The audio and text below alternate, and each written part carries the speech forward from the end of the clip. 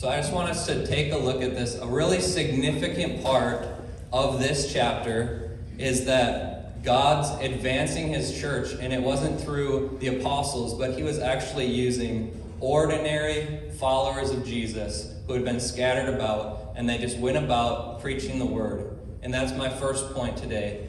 God uses ordinary witnesses. It says in verse 4, those who were scattered went about preaching the word. Just as they're pushed out of Jerusalem, maybe left their homes, they're finding new places to live and work. But as they went, they simply followed Jesus and preached the word.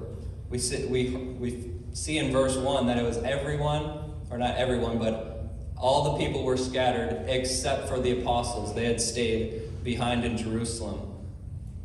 God's primary means, I think we see it here in Acts, but throughout the history of the church, his primary means of spreading the gospel is through ordinary men and women who follow Jesus and just tell people as they live their life.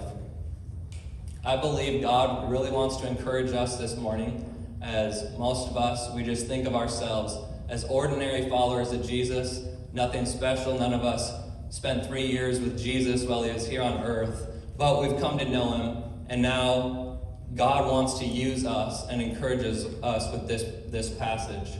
But when I talk about ordinary Christians, it's not what maybe we've seen or experienced in our life of going to church and the people we've interacted with, or even our family members who claim to become Christians, but an ordinary Christian according to the Bible.